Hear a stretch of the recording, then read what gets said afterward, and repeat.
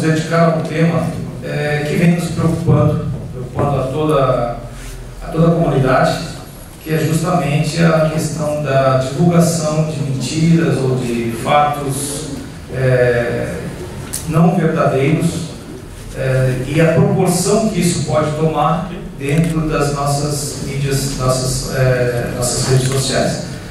Nós sempre trabalhamos enfrentando as mentiras, mas me parece que com a questão do dinamismo, com a questão da velocidade de propagação de algum fato pelas redes sociais, ter abrangência instantânea, isso tomou uma proporção tamanha que pode comprometer inclusive o processo democrático, né? No sentido de que nós não estaríamos debatendo sobre fatos ou verdades ou posicionamentos políticos, estaríamos sim debatendo sobre mentiras e a dificuldade que nós temos para transformar uma mentira viralizada numa correção e a dificuldade que nós temos de corrigir qualquer notícia que seja fictícia, ou seja fraudulenta, ou seja uma mentira proposital.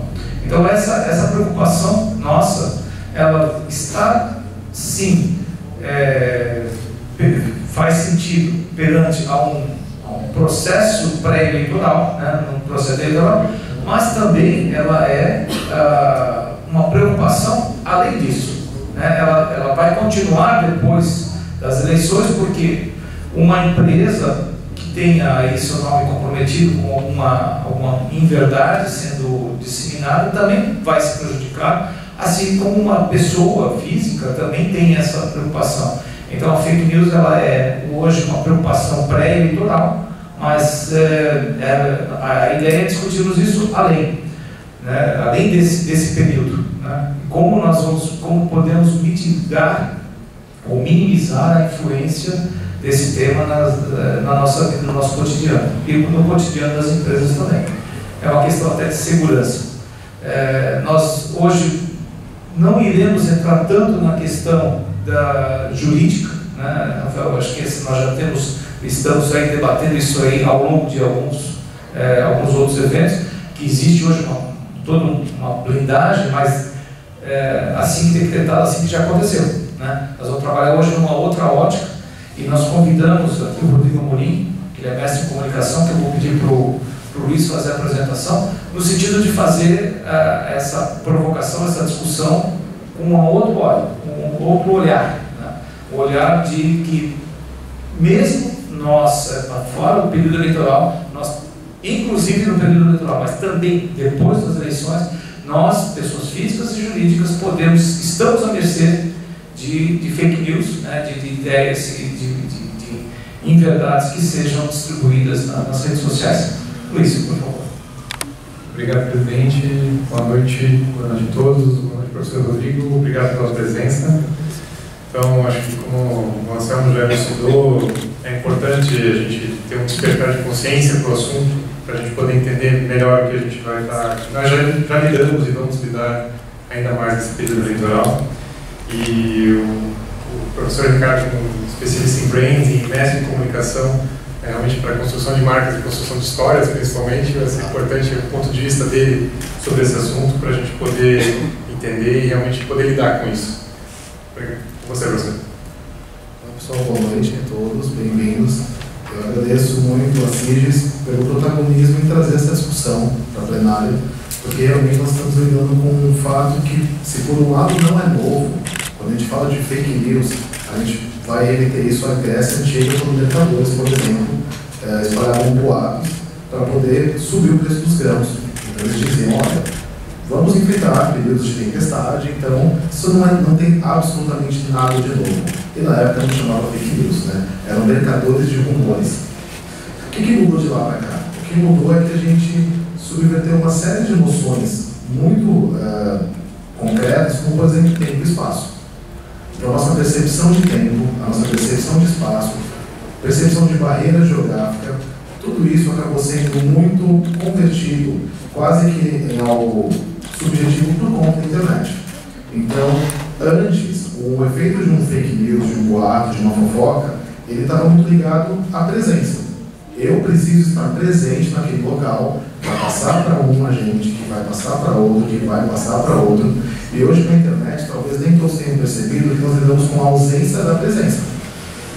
É até curioso falar esse termo, a ausência da presença. Porque, de fato, eu não preciso estar lá. Talvez nós sejamos uma das últimas gerações que conheceram os seus pares presencialmente.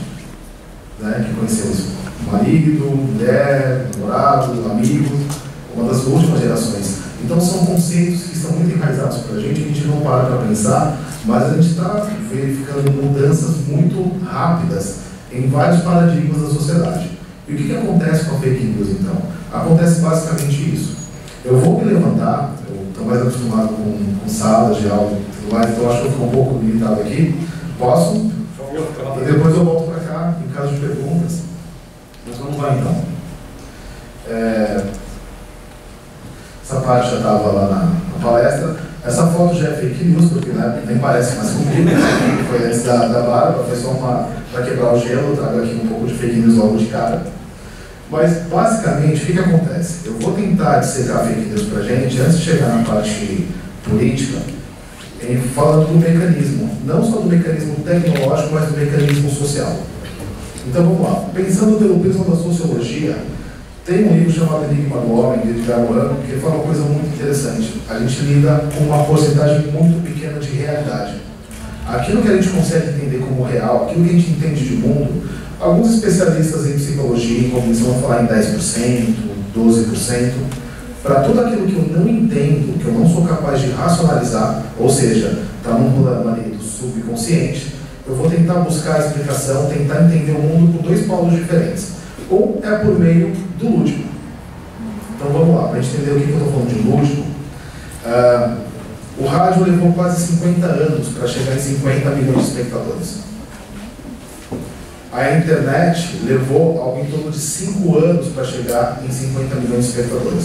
É lógico que eu não posso fazer uma análise fria disso, porque se eu for pensar na rádio, como é a distribuição de energia elétrica, quantas pessoas moravam no campo, mas a gente está falando de 50 anos para 5 anos, e a internet, 5 anos para chegar em 50 milhões de espectadores.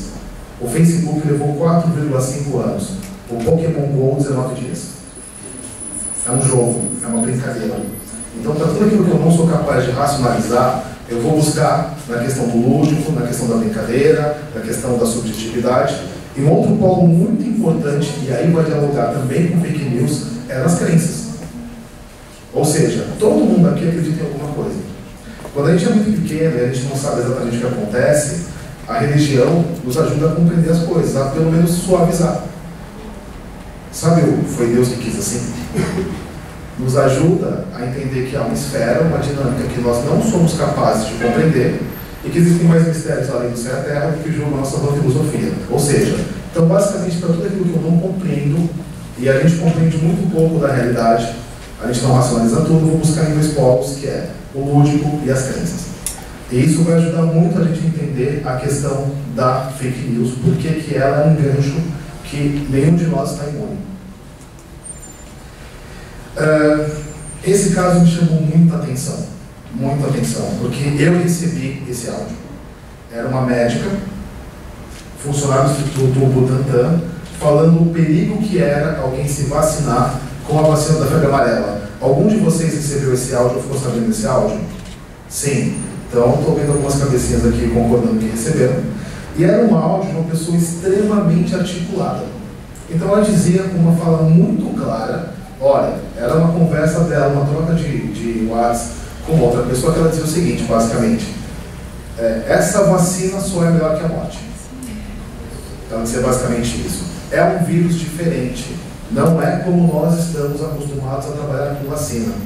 Outras coisas que ela dizia no áudio, ela dizia assim, tem um plano por trás dessa vacinação, há uma indústria por trás dessa vacinação. Então ela basicamente dizia para qualquer pessoa que ouvisse o áudio, a não ser que você realmente precise, não tome essa vacina.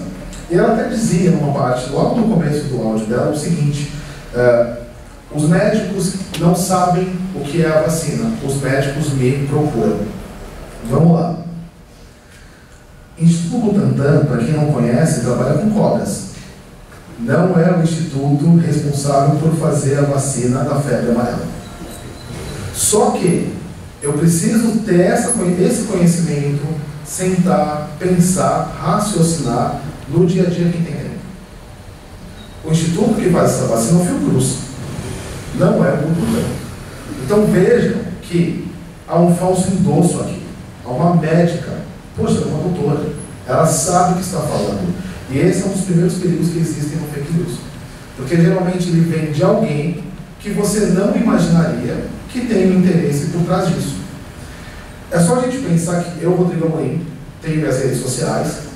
Ao longo dos últimos 6, 7 anos, formei uma série de alunos e que para esses alunos eu sou alguém. Então, dificilmente um aluno meu receberia um áudio meu, uma mensagem minha e diria, não.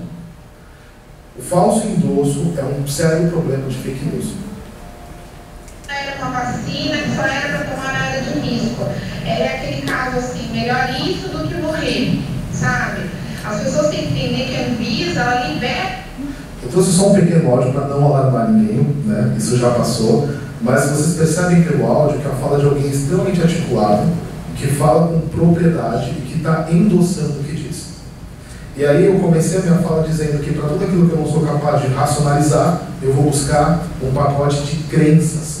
Essa pessoa gera uma crença por conta de ser uma suposta médica, de que obviamente ela sabe o que está falando. Eu falei também para vocês que o outro gancho da nossa falta de capacidade de compreender o mundo como um todo, a gente vai buscar no último, como falei. Percebam que geralmente o fake news ele vai utilizar um pouco de humor. Então, assim, esse era um perfil, vocês lembram que eu tinha uma bolada? Um dos perfis. Mas vejam que eu vou utilizar isso para quase todos. A gente ouve muito a gente fala isso em marketing, hoje em dia, do marketing da lacração.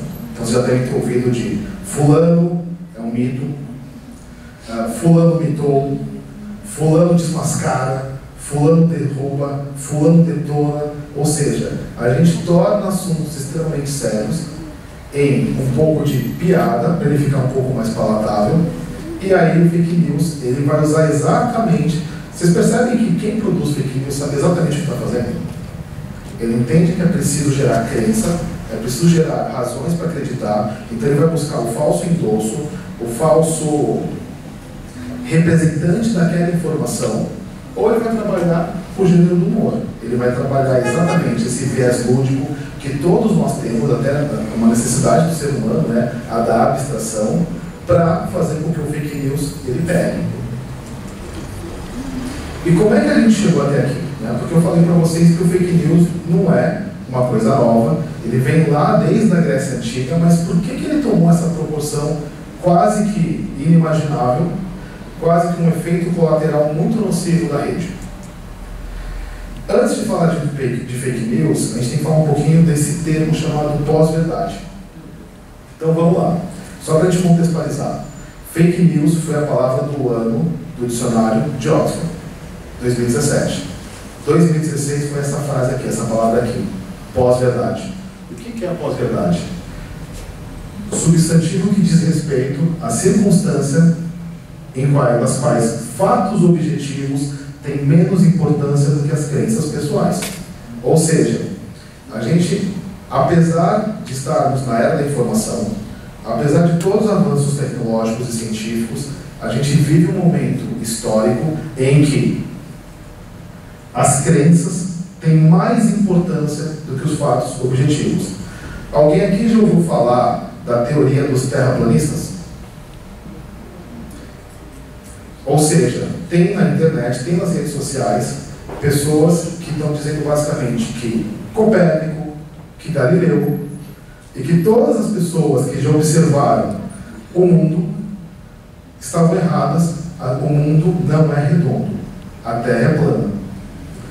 Pode parecer piada no primeiro momento, mas se vocês pegarem aí e derem um Google rapidinho, terraplanistas, vocês vão ver que há empresas que financiam músicos, né, celebridades que financiam porque elas de fato acreditam que mentiram para nós. A Terra, ela é plana. Tem um sujeito que está construindo um foguete. Ele está construindo um foguete para poder fazer fotos lá de cima, para dizer que tudo aquilo que a NASA produziu até hoje é fake news. Vejam que o cidadão tem conhecimentos suficientes de física, de engenharia para construir um foguete, e nem assim ele acredita naquilo que ele aprendeu até hoje em relação à Terra. É um momento muito delicado. Quando a gente começa a substituir tecnologia, quando a gente começa a substituir informação, academia, por aquilo que eu acredito, a gente tem quase que uma volta a uma era de treva. Então, quando eu disse para vocês, né, que a gente, para tudo aquilo que não racionaliza, vai buscar alguns ganchos, né, algumas possibilidades de compreender o mundo, preenchendo com crenças, essa palestra, esse bate-papo entre a gente, ele se faz mais que necessário em qualquer esfera. Quer trazer um pouco de informação para um momento em que a gente vive uma desinformação. Tá, isso é do ponto de vista, né, como eu disse, da sociologia. Do ponto de vista cognitivo ou psicológico, tem uma coisa que é quase um bug cognitivo chamado viés de comunicação. Perdão, viés de confirmação. Eu adoro essa charge aqui, porque essa charge ela serve muito para explicar o que é viés de confirmação. Então, para quem está um pouco mais longe, talvez não consiga ver, é assim. O personagem primeiro diz, eu quero matar um cara. E aí ele vai falar com um amigo que vai dizer, isso é pecado. Ele vai para o próximo, eu quero matar um cara. E o outro vai dizer, mas isso é ilegal. E ele continua, eu quero matar um cara. A outra pessoa diz, busque tratamento. Até que ele chega em um que diz, não desista dos seus objetivos. E aí ele tem um abraço. Então, o que é o viés de confirmação? É uma tendência nossa a buscar confirmação para validar um ato nosso no outro. A gente espera que alguém diga, você está certo, para que a gente diga, a gente não está errado. E o viés de confirmação é uma coisa que é inerente ao ser humano. A gente geralmente tem uma dificuldade muito grande para lidar com crítica, ainda que ela seja construtiva, porque efetivamente é muito mais gostoso o afago, né? É muito mais gostoso você procurar alguém que concorde contigo. Então a gente está falando que o fake news ele também funciona porque tem pessoas que estão de fato buscando encontrar aquilo que elas encontraram. Ficou claro? Então olha só. Além disso, tem o raciocínio motivado, que ele é um pouco parecido com o viés de confirmação. Então, na verdade, o raciocínio motivado é o nosso lado de crença conversando com o lado lúdico. A gente vai buscar soluções mirabolantes, histórias mirabolantes, para confirmarem aquilo que a gente acredita do mundo. Então, o que a gente começa a perceber? Que o fake news também está ligado ao nosso preconceito, à nossa visão de mundo. Por isso que para algumas pessoas elas batem o olho e falam fake news. E outras pessoas querem acreditar que aquilo não é um fake news. Por quê? Porque aquela informação que para muita gente está na cara que é falsa, para outras pessoas dialoga diretamente com a visão que elas têm do mundo, confirma exatamente a visão que elas têm do mundo. Então aqui a gente vai trabalhar com 3 esferas de fake news. Existe um fake news fabricado, porque existe uma indústria de fake news. Existe um fake news que é compartilhado por ignorância, ou seja, eu não sabia que era fake news. E existe um fake news que é feito porque eu quero passar aquela informação adiante.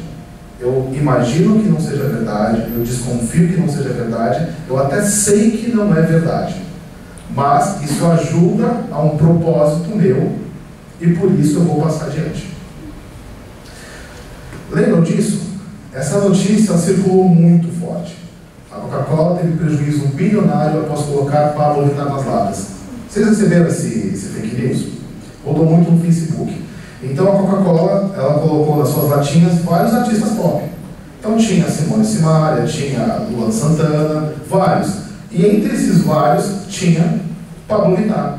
E aí saiu uma notícia no blog dizendo, olha, a Coca-Cola já acumula um prejuízo nesse momento de 4 milhões, isso vem crescendo exponencialmente, porque a gente aprende isso com os avós da gente, né, que quem compra um ponto aumenta um ponto, então esse valor ele ia subindo, subindo, e E aí, o que as pessoas defendiam? Tá vendo? A Coca-Cola é contra a tradicional família brasileira porque ela estava trazendo o Pablo Vittar. Ela trazia uma série de outros artistas, né? Você podia, inclusive, não comprar a latinha do Pablo Vittar se você quisesse. A Coca-Cola não te obrigava a comprar essa latinha. Mas isso vai estar ligado ao quê? Ao raciocínio motivado. Ou seja, para quem entende que a Coca-Cola é uma empresa que por algum motivo seja contra a família, tá vendo? Olha o Pablo Vittar. E esse, para mim, é um dos casos mais emblemáticos de raciocínio motivado. Ou de viés de confirmação, porque às vezes eles dialogam. Quando a vereadora Marielle ela foi assassinada, praticamente em menos de 24 horas, a gente tinha essa imagem aqui dizendo, olha, a Marielle, que vocês estão chorando, ela era uma pessoa envolvida com tráfico de drogas, e aqui está ela sentada no colo do traficante tal. Essa notícia, gente, em 24 horas, ela teve, assim, eu não vou saber os números de cor, mas algo em torno de 30 mil compartilhamentos, e só foi crescendo, crescendo, crescendo, crescendo. Por que eu trago essa imagem? Porque vejam que o raciocínio motivado não tem ligação com o real. Olhem para Marielle, olhem para essa pessoa. Se você se dedicar com o mínimo de luz possível a olhar para essa imagem, é nítido que nós não estamos falando da mesma pessoa. Mas as milhares de pessoas que compartilharam quiseram acreditar que ela era Marielle, motivadas pela visão que ela tem do que é uma mulher negra, pobre, na política. Ou seja, ela não pode ser uma boa pessoa. Logo, raciocínio motivado. Então, vejam que a gente está num momento em relação à questão do debate político do fake news, em que a gente vive uma desinformação que tem nome, sobrenome, CPF. Por que eu estou dizendo isso? Porque esse tipo de construção interessa alguém. Isso não é uma construção inocente. Aliás, o fake news, ele quase nunca vai ser inocente. O que acontece é a dificuldade de você saber quem começou, porque geralmente os blogs que começam a compartilhar essa informação, ainda que eles estejam a serviço de alguém, são blogs que a sede comercial está em um lugar que quando você chega não tem ninguém, registrado no nome de alguém que você não consegue localizar, então é muito difícil você saber de onde partiu. E aqui é uma junção, né, de raciocínio motivado, esforço ativo de criar histórias mirabolantes para provar aquilo que você quer entender, aquilo que você quer acreditar. Então, basicamente, a gente pode resumir o fake news com uma das coisas que a gente aprende lá no começo em comunicação, que basicamente é assim: a gente só vê o que quer ver. E aquilo que a gente quer ver, a gente vai entender com os mecanismos que você tem dentro de ti. Ou seja, com o que você aprendeu, com o que você estudou, com o que você viu. Cada um de nós tem lentes próprias para decupar, para dissecar uma determinada informação. E as lentes que as pessoas que viram essa pessoa como sendo a Marielle eram lentes de ódio. Eram lentes de eu quero acreditar que essa pessoa é a Marielle. E tem uma terceira questão importante, que a psicologia explica como efeito manada. A gente tem uma tendência a repetir comportamentos, porque somos animais gregários, ou seja, a gente é feito para viver em bando, a gente depende do outro para poder construir a visão que a gente tem, e o efeito manada, ele ajuda a explicar por que, se está todo mundo fazendo, eu vou fazer também. Então aquilo de novo te torna confortável para fazer qualquer tipo de ação, porque de fato está todo mundo fazendo. Eu lembro lá em São Paulo, uma amiga que trabalhava num comércio, que ela dizia assim: Rodrigo, quando a gente tem liquidação de lingerie, a gente monta uma bancada no meio da loja e coloca todas as peças de liquidação, e aí uma funcionária sem uniforme, ela começa a mexer nas peças. Ela começa a olhar, ela começa a mexer. Automaticamente, aquela bancada que não tinha ninguém, as pessoas começam a vir motivadas pelo movimento da primeira. E aquilo estimula que as pessoas que estão ali em torno comecem a olhar os preços e as possibilidades. E isso é um efeito manada, ou seja, grupos que vão reagir de maneira semelhante aos outros, mesmo que seja de maneira irracional. mesmo que não seja de maneira articulada ou de maneira pensada. Então, quando a gente junta viés de confirmação com raciocínio motivado e com efeito manada, pronto. Está aí tudo aquilo que a gente precisava enquanto ser humano para ser um agente de fake news. E a importância da gente discutir fake news no momento pré-eleitoral é para que nenhum de nós aqui sejamos, como que eu posso dizer isso de maneira delicada? Eu acho que não dá para falar de maneira delicada, idiotas úteis. Porque o fake news se presta no papel. Há uma indústria de fake news. De fato, ele existe. E aí, ao mesmo tempo que a internet ela trouxe para todos nós uma chance de protagonismo, isso é muito legal. Nós passamos de meros espectadores da mídia para a possibilidade de sermos atores da mídia, produtores de conteúdos. Só que, no momento em que todos nós podemos ter uma conta em redes sociais para sermos produtores de conteúdo, talvez a gente não perceba que estamos espalhando um conteúdo que foi criado para que exatamente a gente tenha aquela ação. Se não de maneira orgânica, vamos dizer assim, de maneira tecnológica. Porque até aqui eu só falei da questão humana, que a gente tem uma tendência ao fake news por todas as questões que eu já disse. Mas você tem também aqui uma questão técnica e tecnológica por trás de fake news. Então, primeiro de tudo, eu falei lá no começo que a questão do endosso ela é muito importante. Vocês sabem que existe a possibilidade de eu comprar seguidores, não sabem? Então vamos lá. O que aconteceu com as novas mídias? As novas mídias, é muito interessante você estar lá, porque, enfim, as novas mídias, eu brinco que elas aproximam quem está longe e às vezes afasta quem está perto. Né? Ela tem também essa questão. Mas ela, ao quebrar essa noção nossa de tempo e espaço, ela fez com que vários laços em veículos que nós perdemos, a gente possa tratar com pessoas que não estão mais nesse tempo presente aqui, né? Na questão da territorialidade. Ela fez com que a gente tenha voz. São coisas muito sedutoras. Só que as novas mídias, né, como aqui está, que favorecem boatos, mentiras, elas formam bolhas. O que é bolha? Se você está no Facebook, desde o começo do Facebook, você vai lembrar que o feed de notícias, que é a sua linha do tempo, ela era cronológica. Lembram? Para quem entrou lá em 2009, 2010, era cronológico.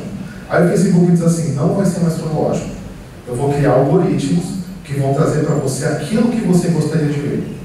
Então, com base no que você curte, compartilha, o Facebook vai lá e mostra para você o que você quer ver.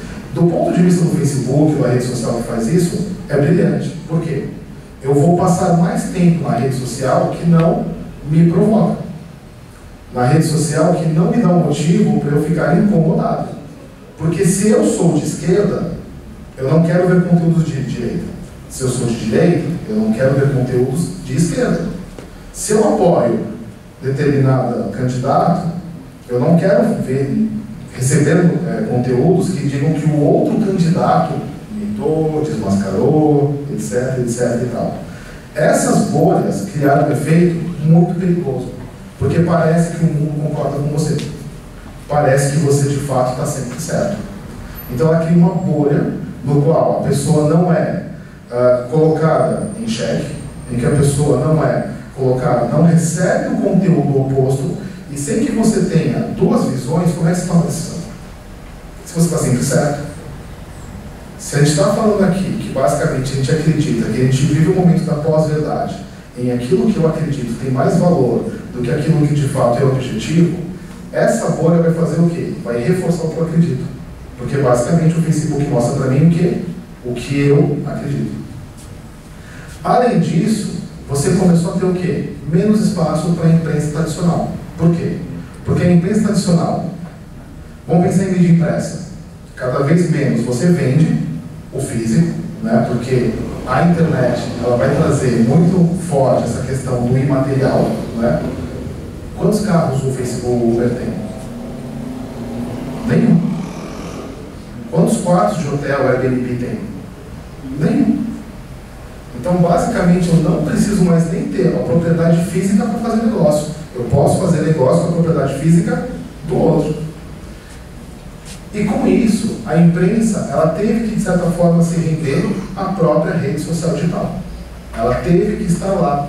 Só que ela vai ter um alcance limitado, por quê? Porque com base no que eu compartilho, curto, etc e tal, aquele conteúdo da imprensa tradicional não vai ser exibido para mim. Porque eu não quero ver. Você tem a questão de compras de seguidores, né? Então, o que você vai imaginar?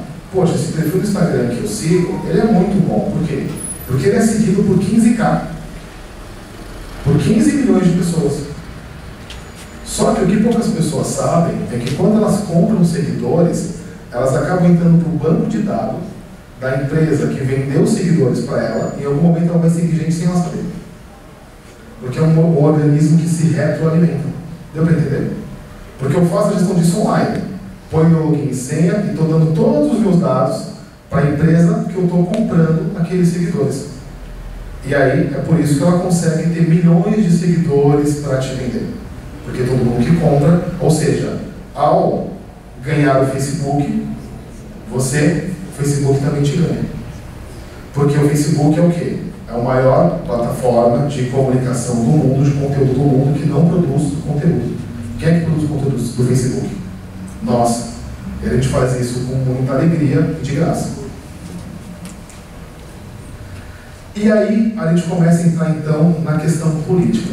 Se eu estou falando aqui que existe um mecanismo por trás, que ele vai se basear, por exemplo, em algoritmos que não são muito claros, a gente não entende como são os algoritmos do Facebook exatamente.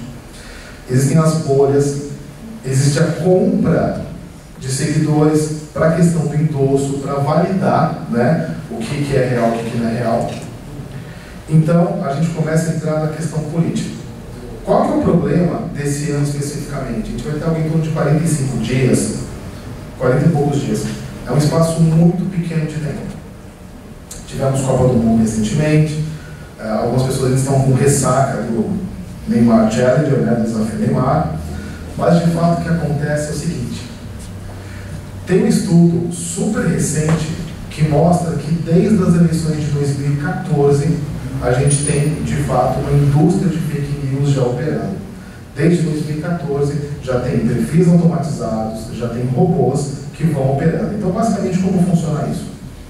Eu falei há pouco tempo do efeito manada. Então, o efeito manada diz, basicamente, que a gente tem uma tendência a seguir o que a maioria está fazendo. Um dos mecanismos do fake news na política é o quê? É eu concentrar um número muito grande de contas automatizadas, robôs, que vão fazer o quê? Vão concordar comigo. Então, essas contas vão entrar em debates basicamente para calar o outro. Deu para entender? Então, por exemplo, eu voto no Luiz. Quero votar no Luiz. Vou lá e digo que o Luiz é um cara muito bacana. De repente, não mais que de repente, 50 contas, 50 usuários vão começar a me bombardear. Aí então naquela discussão para dizer: Rodrigo, você está completamente errado. O Luiz, a maioria silencia aquele mundo. Então isso acaba sendo utilizado para esvaziar um debate ou para começar um debate, na tentativa de ou neutralizar aquela informação ou de atrair o quê? Seguidores. Tá claro? Porque à medida que a maioria está dizendo, olhe para este, há uma tendência que algumas pessoas que de repente não têm uma posição, elas de fato comecem a olhar. E não percebem que aquela conta que está falando com ela não existe. Aquela conta que está falando com ela está automatizada, está programada para dizer exatamente aquilo que está dizendo, ou para esvaziar o debate, ou para dizer o seguinte: Rodrigo, você não é nada. Alguém aqui já acha que já foi vítima de robô? Levanta a mão, não? Já? Eu sei que eu já fui. Vou contar aqui isso aqui para vocês super rapidamente. Não vou falar quem era o candidato, mas eu em 2014, se não me engano, fiz um comentário dizendo: olha, candidato tal, ao dizer isso, isso e isso, foi extremamente redundante, mas eu entendo exatamente qual a intenção por trás da redundância. Eu acho que eu coloquei assim como publicitário, alguma coisa assim. E aí veio uma conta, eu publiquei isso no meu perfil, e aí veio uma pessoa que eu não conheço, lá no meu de amigos, falou assim: você é um elitista, porque você começou falando que você é publicitário, enfim, me destruiu. Eu não sei se vocês vão ter noção daquilo que eu vou falar. Tem algum corintiano na sala? Tamo junto. Em São Paulo, o Corinthians não é um time de elite, é um time popular. E aí eu fiz uma brincadeira, eu falei, eu moro na Zona Leste e sou corintiano, como assim eu sou elitista? E aí eu buguei o robô, porque o robô não vai ter saída para isso, né? Enfim, brincadeiras à parte, eu fui no perfil da pessoa. Existia uma única foto, que era o avatar, que era uma pintura. Não tinha informação de aniversário, não tinha praticamente amigos, e ali está claro que é um robô, que ele entra naquele jogo para dizer, para te desqualificar, para cometer um assassinato, vamos dizer assim, intelectual. Que basicamente é o que aconteceu naquela foto da Marielle. Já havia ocorrido um assassinato da vereadora, agora a gente vai cometer um assassinato moral, porque você desqualifica qualquer tipo de comoção. Então esse robô, ele vai promover um ataque moral, geralmente, ou um ataque às suas ideias para dizer, acabei com você. E aí é uma tentativa de todo mundo que está naquela discussão de dizer, tá vendo? Ele não sabe o que ele está falando, vamos para o outro. Aqui tem um dado curioso, olha. Na greve geral de abril de 2017, mais de 20% das interações ocorridas no Twitter entre os usuários a favor da greve foram provocadas por esse tipo de ponta. E as eleições de 2014, os robôs também chegaram a gerar mais de 10% do rebate, ou seja, as discussões começam geradas por robô. Aqui, então, é a mesma coisa que dizer que 20% das interações, né, ou seja, 20% da movimentação em torno de um lado, a favor, não era orgânica. Não eram pessoas falando com pessoas. Eram contas demonstrando números e dados. E os dados podem ser usados de maneira muito bacana e correta, ou às vezes os dados podem ser exprimidos para dizer exatamente aquilo que você gostaria de dizer. E aí, a gente tem aqui um mecanismo, tá? Então vamos chamar de contas pastores. Então geralmente são contas influentes que vão ditar o tom do diálogo. É mais ou menos esse o mecanismo. Depois disso, tem os cães pastores. Eles vão, o que como aconteceu comigo, e já deve acontecer com outras pessoas também, eles vão, ou seja, aqui são pessoas extremamente influentes. Elas vão dizer algum tipo de informação. A partir do momento que essa informação sai, entram os cães pastores, que eles vão amplificar a mensagem e atacar os rivais. Todo mundo que discorda daquela informação. Na sequência, entram as contas automatizadas, que a gente pode chamar de ovelhas. Que elas vão para onde esse primeiro mecanismo diz. E aí, ela gera uma falsa sensação de maioria. Se gera uma sensação de maioria, gera efeito manada. E esse é um exemplo nocivo de como a política pode funcionar nos dias de hoje. Se a gente voltar para as eleições americanas, as últimas, e o termo fake news está muito ligado ao Donald Trump. Ele não inventou fake news, a gente já conversou aqui exaustivamente sobre isso. Mas por quê? Porque Donald Trump geralmente ele atacava a imprensa e ele falava fake news, por isso que esse termo ficou até popular. E enquanto ele atacava a imprensa, vamos dizer assim, os meios tradicionais, ele dizia uma série de inverdades. Coisas que o Donald Trump falou, por exemplo, ele disse que o Papa Francisco apoiava a campanha dele. Ele disse que o Barack Obama não era americano, que ele era muçulmano. Disse, entre outras coisas, que a Hillary Clinton estaria ligada ao Estado Islâmico. E até tem um episódio muito complicado nisso, porque um sujeito sem noção passou atirando num restaurante, que era um restaurante que a Hillary frequentava com o Bill Clinton. Por sorte não estava no local, porque ele ficou indignado de uma candidata à presidência da República Americana ter algum tipo de ligação com o Estado Islâmico. Ele chegou a dizer durante a campanha eleitoral que os Estados Unidos enfrentavam uma onda de recessão e desemprego quase na casa de 40 e poucos %, o que de fato não era verdade. Então o que acontece? Qual que é o problema do fake news? É que ele de fato é uma ameaça à democracia. Em qual sentido? Porque ele também vai se valer desse momento que a gente vive. Ou seja, por que a gente chegou na pós-verdade? Porque você tem ao longo do fim do século XX, começo do XXI, uma série de movimentos do quê? De descontentamento. Né? De descontentamento com o que está aí. Quando eu pego esse descontentamento e amplifico, tentando gerar uma falsa sensação de maioria social, vem pessoas, por exemplo, pedir a volta da ditadura. que elas pensam? Está claro que pior do que está não vai ficar. Está claro que ninguém mais vai poder dar conta desse cenário. Ditadura já. Então, esse é um dos grandes problemas, sim, do fake news, enquanto um agente contra a democracia. Porque esvazia-se uma agenda propositiva, esvazia-se um discurso do o que você vai fazer, o que você propõe, o que você propõe, e a gente fica no fake news orbitando em torno do quê? De um discurso fantástico. Exemplo, o Ursal. Vocês têm acompanhado nas redes sociais do Ursal? Que seria essa União das Américas, etc e tal.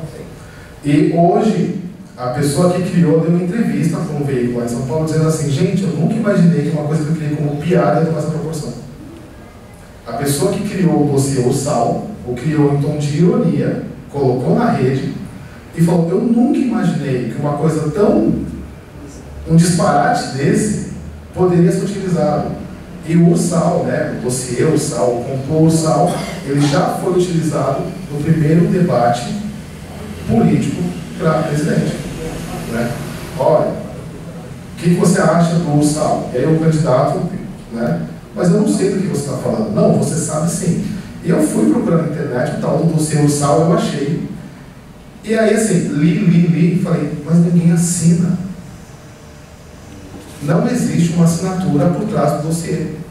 Então, quem comprou o dossiê, comprou não no sentido de pagar o dossiê, mas de utilizá-lo, nem sequer se importou com o fato de que não há uma assinatura. Não há ninguém claramente por trás. E a gente acabou de ver aqui ao longo dos últimos minutos porque não precisa. A partir do momento que aquilo dialoga com a tua visão de mundo. É o teu viés de confirmação. Aí a gente vai pegar alguns erros. Por quê? Porque somos novos nesse negócio. Então o que aconteceu aqui? A Marina Silva perguntando para si mesma como ela fazia tatuar para si mesma. O que aconteceu aqui é que a equipe de social media dela esqueceu de trocar conta. E isso não é fake news. Uma rápida busca no Google, você acha essa informação. E não foi só a Marina. O Geraldo Alckmin se apoiou. Né? Então ele fez antes um post dizendo: jogo é jogo, treino é treino. Para dizer: olha, o candidato Bolsonaro, que aparece em primeiro lugar, ainda estamos no treino, jogo é jogo. Ele acabou de twittar: jogo é jogo, treino é treino. Esqueceram de mudar a conta. É isso aí, Geraldo, muito bom. Então, isso porque nós estamos num momento pré-eleitoral. Né? É óbvio que eu imagino que no momento eleitoral as equipes de social media vão tomar um pouco mais de cuidado com esse tipo de coisa, né? Mas isso de fato ainda acontece.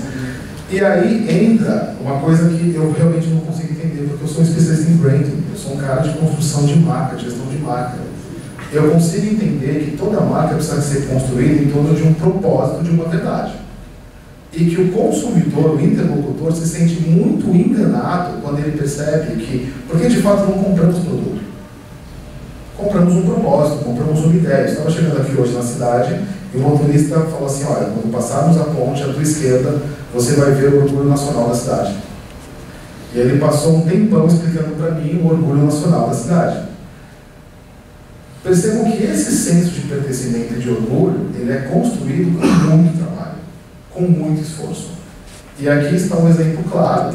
E eu não vou colocar nem a culpa na conta do candidato, porque obviamente o candidato não cuida das suas redes sociais, mas precisa. Precisa ficar de olho. Porque isso daqui gera um arranhão. Olha só, isso é do último debate, tá? Da última quinta-feira.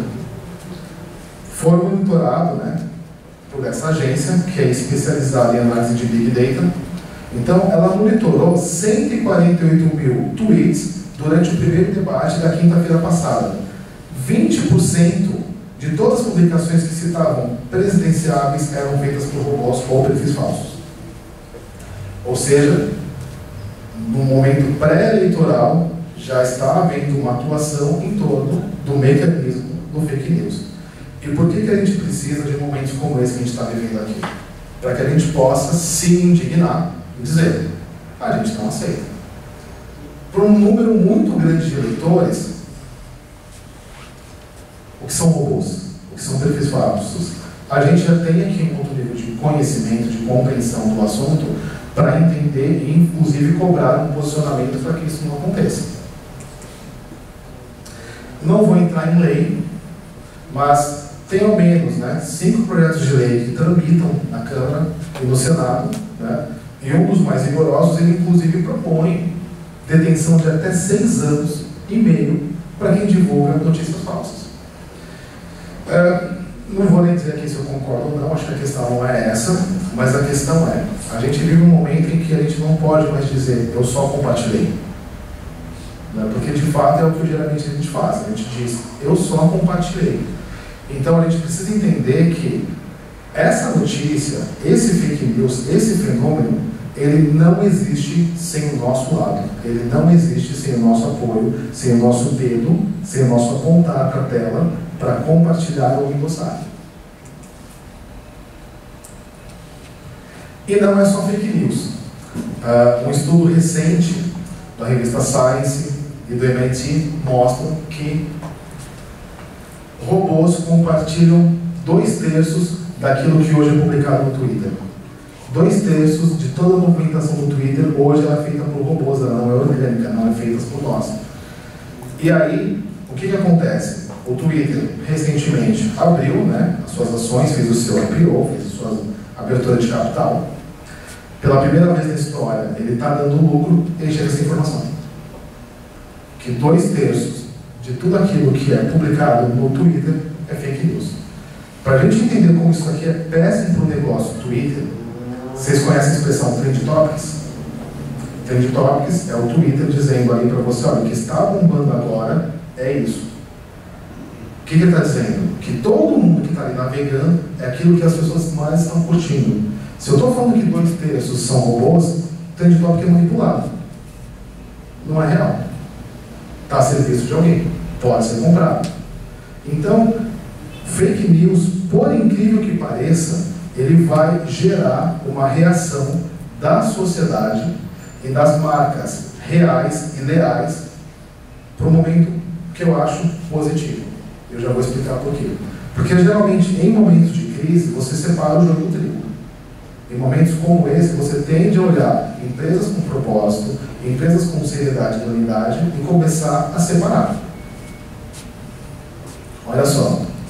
São 66% de todos os links que existem no Twitter. Eles são publicados ou movimentados por robô.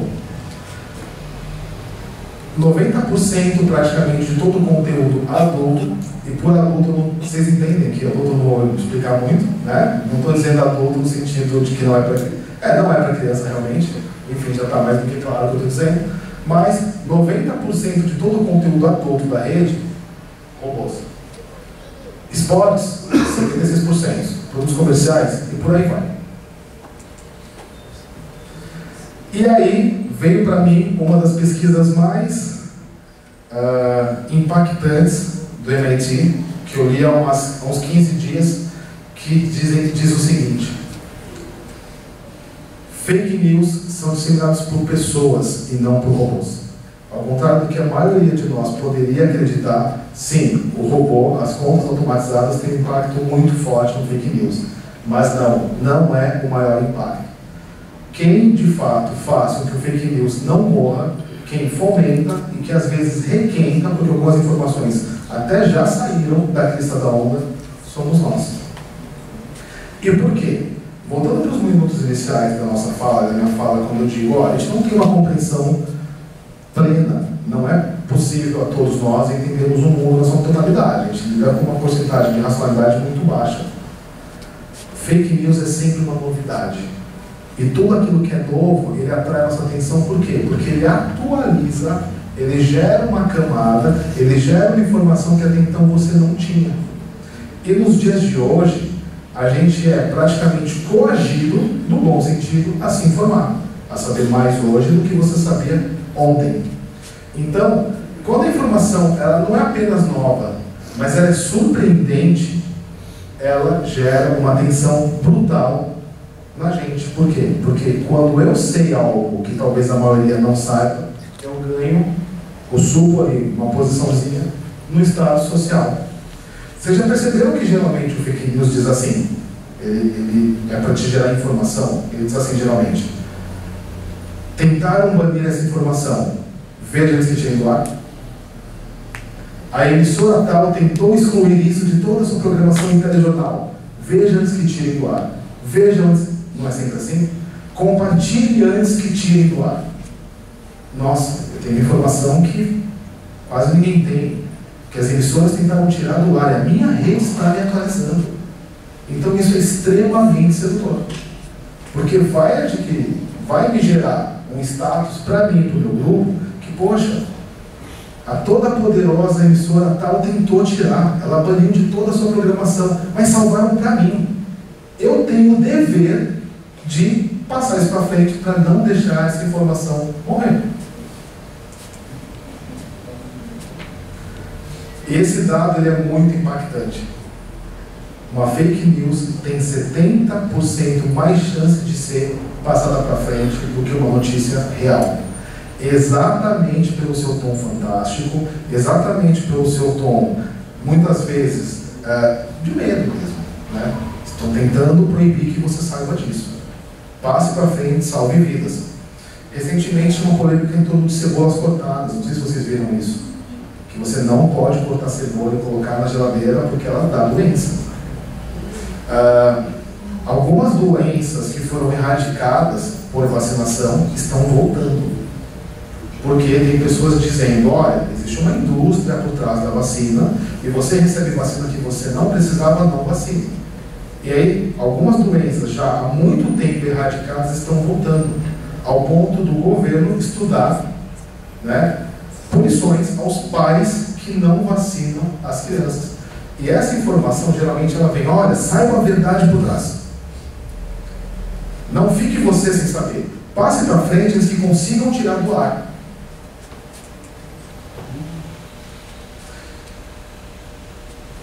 O que eu acabei de falar. As fake news mais espalhadas são as inéditas. Ninguém sabe. Saiba você primeiro. E romanceadas.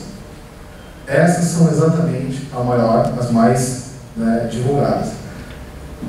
E nessa questão do romanceado, tem sempre a questão de falar assim, né? Que aquele é maior que esse, é mais poderoso, etc. e tal. Percebam que geralmente as fake news que envolvem políticas são sempre trechos de fala do candidato, você nunca tem um trecho inteiro, porque é sempre a parte, obviamente, que ele ganha, e é sempre assim, fulano desmascara ciclano. Já perceberam isso? Fulano acaba com farsa de Beltrano. Fulano destrói. Então você tem sempre essa questão, né, de uma narrativa que é incrível, você tem uma que ela é romanceada, e que pela primeira vez veja tal coisa. Ou seja, quando a gente começa a perceber isso, a gente começa a ter mais condições de ver o quanto aquilo é uma manipulação para que você penda para um lado ou para o outro. E se a gente está falando que o fake news ele é uma afronta à democracia, de certa forma, que ele é nocivo à democracia, que ele é nocivo à coletividade, ele também é muito nocivo às empresas. Então, esse estudo, ele é um estudo de uns 15 dias atrás, é um estudo muito recente que mostra que fake news hoje já é uma realidade no sentido de preocupar a comunicação empresarial como um todo. Olhem aqui, ó. As fake news preocupam 85% dos ouvidos por essa pesquisa do âmbito comercial, industrial.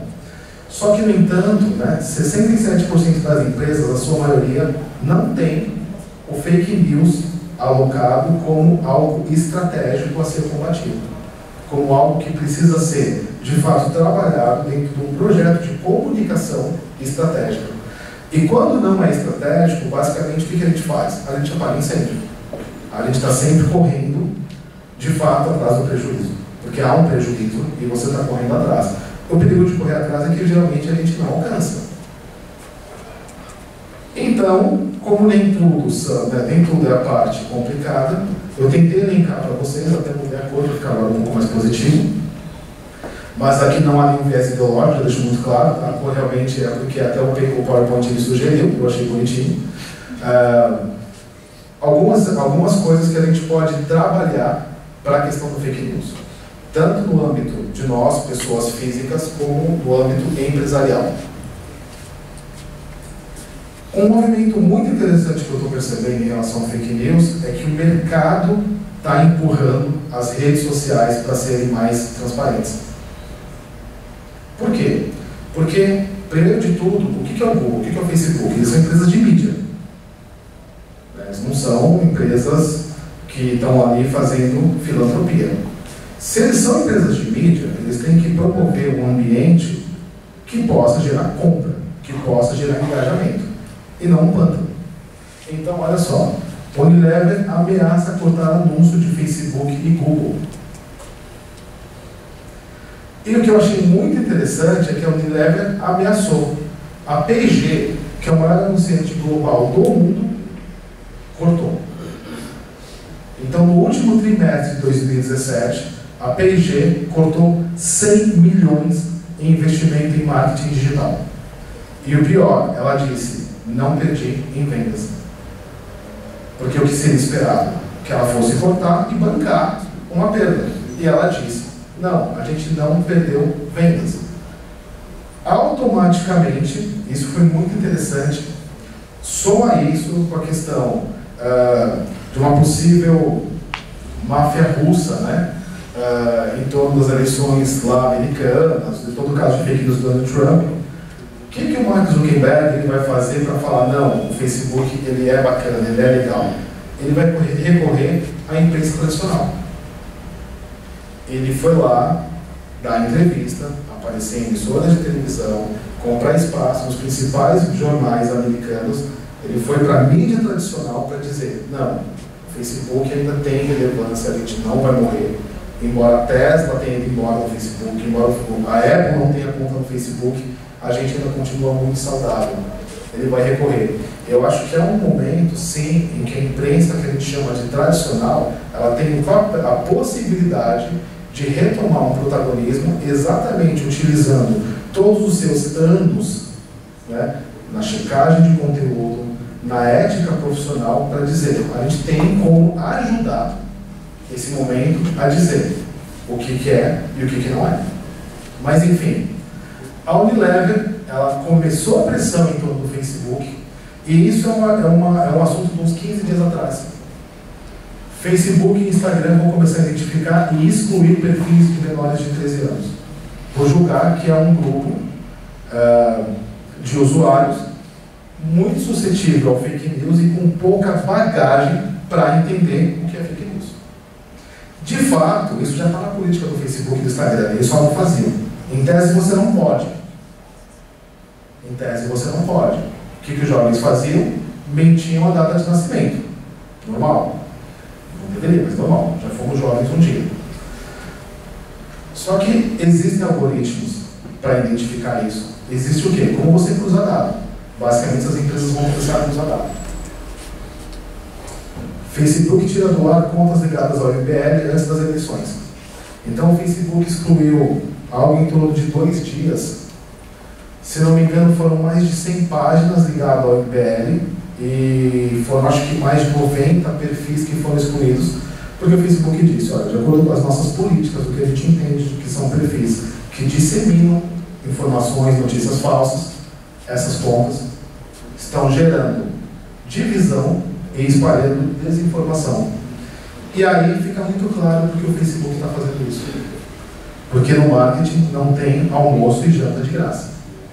Se os maiores anunciantes começam a dizer, Facebook, hoje você é a maior plataforma do mundo de conteúdo, e você até hoje se ausentou, porque o Facebook basicamente dizia o quê? Eu não promovo conteúdo, eu hospedo, a culpa não é minha. Quando as empresas começam a ameaçar tirar dinheiro, então o Facebook vai dizer, não, parece que eu tenho um pouco de responsabilidade sim. E aí a gente percebe como tudo está interligado. Negócios, economia e política. O WhatsApp mudou drasticamente as regras de compartilhamento. Agora, o que você compartilha vem escrito, já perceberam? Compartilhado. O WhatsApp basicamente está falando, não fui eu. Mas não é só isso. Ele desceu drasticamente, quase que em torno de 10%, a quantidade de informações que você podia, de prints, que você podia compartilhar em grupos. Se não me engano, agora são em torno de 25 que você pode. Ou seja, antigamente você podia pegar uma informação lá, uma imagem, e mandar para todos os seus grupos, para todos os seus listas de transmissão. Agora você tem uma limitação do que pode, da quantidade do que você vai transmitir. E isso vem depois que a gente teve alguns incidentes muito perigosos na Índia. Não sei se vocês acompanharam, com linchamento, inclusive morte. Exatamente por conta de informações falsas, levantadas, né? Pessoa supostamente fez isso, e a população fez justiça com as próprias mãos. Twitter também não vai ficar atrás. Se ele já percebeu que as contas robôs estão lá em torno de 2/3, vocês assistiram um filme do Alan Turing, que é aquele matemático britânico que faz a máquina lá para poder quebrar a Enigma Machine dos nazistas? Acho que é o jogo da imitação, o filme, né? O que ele diz? Para ganhar uma máquina, eu preciso de outra máquina. E o Facebook o Twitter fez exatamente isso. Lançou então um robô, junto com uma agência de checagem de fato de dados. E aí, quando essa agência fica então fazendo um monitoramento, e quando percebe que uma conta, real ou não, publica determinado fake news, o que ela faz? Checa e responde para aquela conta. Ei, Rodrigo, essa informação que você está tweetando, ela não é verdadeira. Verifique a fonte do que você está dizendo aqui. Então ele não só diz que é fake news, como ele dá a fonte real. Ele responde a desinformação com a informação. Ele diz, olha, esse dado que você está dizendo, ele está errado. O correto está aqui. Ele já começou a trabalhar isso numa escala bem grande, e que, como é inteligência artificial, ela vai aprendendo de acordo com o seu uso, para exatamente gerar essa informação, esse ganho, para poder trabalhar numa escala exponencial, um problema que hoje ocorre em escala exponencial. Então, como é que a gente pode evitar fake news? Nós, cada um aqui que está assistindo. Primeiro de tudo, verificar se o site é verdadeiro. Olha a URL, sabe o www? Tem alguns sites que copiam exatamente o conteúdo do portal, só que é www. Se você se atentar à URL, você percebe que ela não segue o padrão da internet. Ou ela está emulando, simulando um site, mas que a grafia não é igual. Por quê? Porque ela não tem aquele domínio. Ela teve que comprar um domínio que remeta. Essa notícia tem data, porque nem toda fake news, ela de fato ela é falsa. Só que quando é trazido algo de 2 anos atrás para o dia de hoje, provoca um erro nisso. Então eu posso dizer que determinada empresa teve uma queda de tantos % na bolsa, e de fato ela teve, há 2 anos atrás.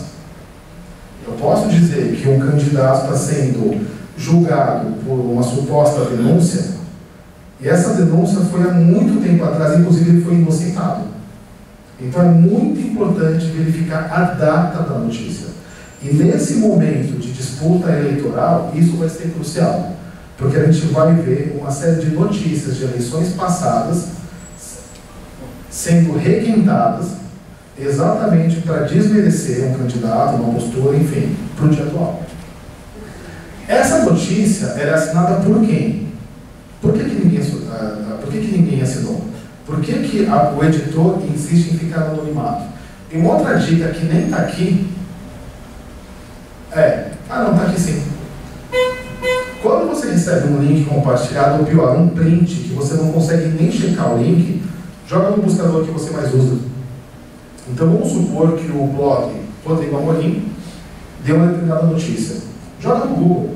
Se aquela notícia apontar para mim de novo e só para mim, por que só eu tenho aquela informação? Por que será que o G1, por que será que todos os veículos que eu gosto, né, que eu confio, que ninguém tem aquela informação? Como é que pode, né? No momento em que a gente não consegue guardar, e a gente está numa era da internet, numa era em que, de fato, o furo jornalístico se perdeu. Eu lembro que muito antes de eu acessar aqui qualquer mídia tradicional, eu sabia da queda do avião da Chapecoense. Por quê? Porque moradores da região já estavam tweetando. Já estavam dizendo, ó, tem um clarão aqui, com um avião tal, etc e tal. A imprensa tradicional, ela geralmente vai levar um tempo maior para aquilo. Por quê? Porque ela precisa checar. Ela não pode supostamente derrubar um avião. Ele parte de onde? Qual é o número desse avião? Para onde ele está indo? Os meios digitais têm a questão da velocidade e da contribuição do compartilhamento de toda a comunidade da internet. Mas, em algum momento, aquilo não vai ficar só para ele, né? Aquilo vai ser vinculado para todo mundo. Se só não tem, desconfie. E não, aqui é mais ou menos assim, vai compartilhar? Volta para o passo anterior. Não compartilhe nada que você não verificou se o site é verdadeiro, se a notícia é assinada por quem, se ela é bombástica, que foi o que eu acabei de falar para vocês, né? Compartilhe antes que saia do ar. Tentaram tirar essa informação. Veja antes que ela suma. Tá. E do ponto de vista empresarial, do ponto de vista da indústria, do varejo, o que a gente pode fazer? Quando eu disse para vocês que a Coca-Cola teve aquele problema aqui, um blog disse, olha, a Coca-Cola está com prejuízo de 4 milhões, a Coca-Cola tem um canal do próprio site dela só para esclarecer fake news. É uma política de transparência com o mercado. Então, assim, se tem alguma dúvida, manda. E olha só, é falsa a afirmação que circula na web de que a escolha do Pablo Vittar para estampar a embalagem da Coca-Cola gerou prejuízo.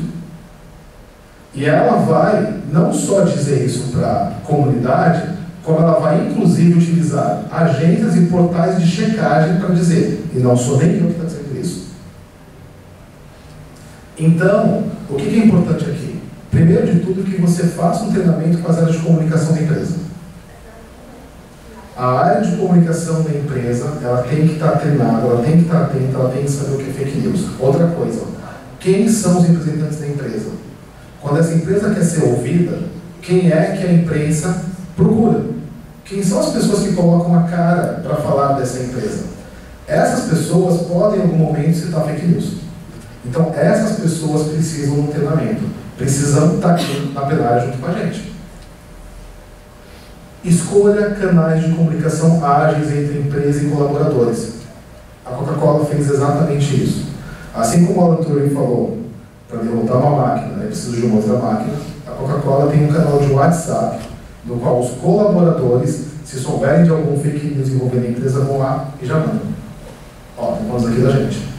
Ó, olha esse print que eu recebi. E o terceiro, você vai ter os próprios colaboradores como agentes, mas você também precisa ter monitoramento. Pesquise ativamente o que falam de você. Pesquise ativamente o que falam do seu setor, porque muitas vezes a questão não é nem o que falam de você. Um boato sobre o seu nicho de atuação pode derrubar toda a cadeia produtiva. Muitas vezes não é sobre a tua empresa especificamente, mas é sobre a sua área de atuação. Então, um monitoramento faz com que você possa andar lado a lado com fake news e não perseguir o fake news depois que ele está instalado. Dúvidas, pessoal? Basicamente era isso que eu tinha para falar. E qualquer dúvida, estou aqui à disposição.